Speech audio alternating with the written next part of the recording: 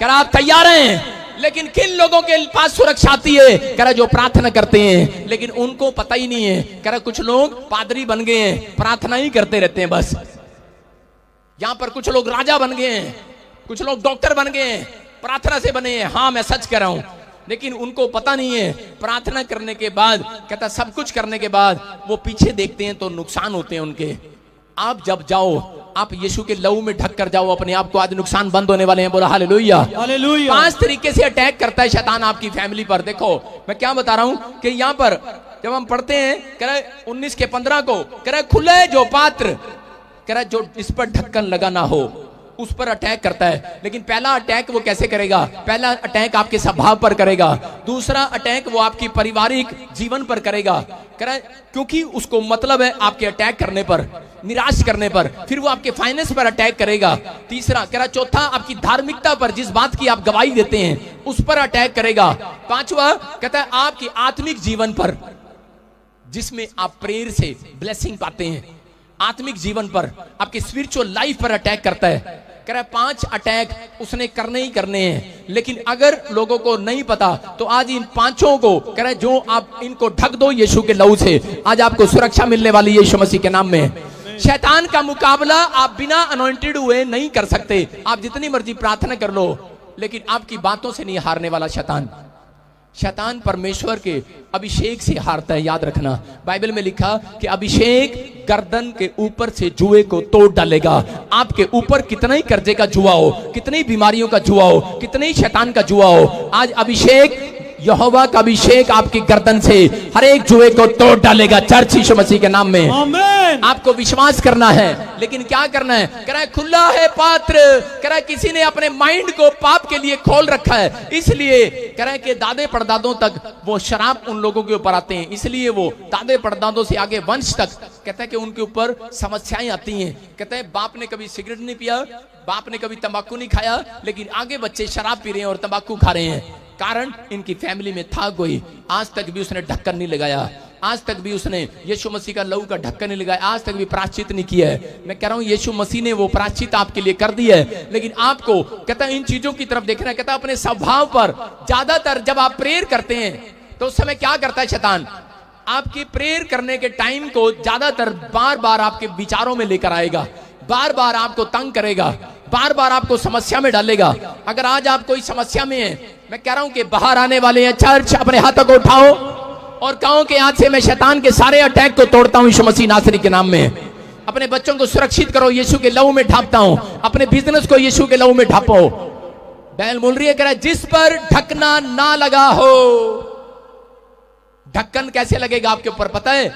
स्वर्ग दूत ढक्कन कब लगाते हैं कि शैतान तू इस व्यक्ति को छेड़ नहीं सकता। सुनो, ये गमला आप बाजार से खरीद के लेकर आए और शैतान ने देख लिया कि ये 1 लाख रुपए का गमला, और क्या करना उसने इसी को खराब करना है, इस गमले को एक इसका नुकसान करना है। जब आप बाइबल पढ़ते हैं अय्यूब का चैप्टर, उसके 2 के 4 में क्या लिखा? कोई पढ़ना चाहता है तो पढ़ सकता है। वहां लिखा यहोवा ने शैतान से पूछा तू कहां से आता है? और शैतान क्या बोलता है? कह रहा है कि मैं धरती पर गया था, कह रहा काम करने, कह रहा लोगों के घर में नुकसान करने, उनको बीमार करने गया था। तो परमेश्वर ने कहा, कह रहा तूने मेरे दास अय्यूब को देखा, उसके नेचर को देखा, उसके स्वभाव को देखा? कहता मैंने देखा है, उसके स्वभाव को देखा है। मैंने क्या बताया आपको? ध्यान देखना कि स्वभाव पर हमले करता है वो, फिर वो हमले करता है आपके फाइनेंस पर, फिर वो हमले करता है आपकी फैमिली पर, कि उसका टारगेट ये है कि किसी ना किसी तरीके से निराश कर दूं। अगर आप पश्चाताप करके हमेशा प्रेयर में अपनी फैमिली को, अपने फाइनेंस को यीशु के लहू से छिपा देते हैं, मैं कह रहा हूं ढक्कन लग गया। चर्च शैतान आज कुचला जा। जय मसीह की। God bless you all of you. प्यारे परमेश्वर के प्यारे बच्चों, आज मैं आपके पास परमेश्वर के उस ध्यान देने वाली बातों के ऊपर गौर करना चाहता हूँ जो आप लोग जानते भी हैं, परंतु वो चीज हमें दिखती नहीं है। क्यों नहीं दिखती है? क्योंकि ये मेरा अनुभव है। मैं आपको बताना चाहता हूँ कि जिस तरह से हम परमेश्वर के जीवन में आते हैं तो हमारे जीवन के अंदर हमारे जीवन को बदलता हुआ हम देख पाते हैं, और उसी कारण हम जब मसीह बन जाते हैं तो परमेश्वर की योजना की तरफ हमारा हृदय और हमारा मन उसी तरफ जाता है। चाहे हम ना चाहे तो भी हमारी आत्मा परमेश्वर को ढूंढती रहती है। परंतु होता क्या है, मैं जो चीज आपको ध्यान देने वाली बात बताना चाह रहा हूँ वो ये है कि जब हम नाना प्रकार की बुराइयों में पड़ जाते हैं, नाना प्रकार के कठिनाइयों में रहते हैं, हम प्रार्थनाएं करते हैं, उसका जवाब नहीं मिलता। परंतु क्यों? जबकि परमेश्वर ने हमारे लिए अपनी जान दी है, वो क्रूस पर उसने लहू बहाया इसी दिन के लिए कि हम लोग ये ना कहते रहे कि हमारी जिंदगी कब बदलेगी, और ये ना कहते रहे कि ये रोग हमारे कब ठीक होंगे, और ये ना कहते रहे कि हमारे लिए ये व्यक्ति प्रार्थना करेगा तो हम चंगाई को पाएंगे। ये सब चीज का उत्तर हमारे अंदर ही है, क्योंकि परमेश्वर ने हमें जब चुना था तो उसने हमें ये नहीं देखा था कि हम किस रूप में हैं, किस स्वभाव में हैं और किस प्रतिक्रियाओं पर जीवन जी रहे हैं, परंतु उसने हमारे हृदय को जांच लिया था। उसने हमें हमारी माता के गर्भ से वचन के अनुसार हमें चुन लिया गया था। परंतु आज हम इस संसार में भटके हुए हैं, हम लोग परेशान हैं, हम लोग अपनी आत्मा को शांत नहीं कर पा रहे हैं। पर उसका कारण क्या है?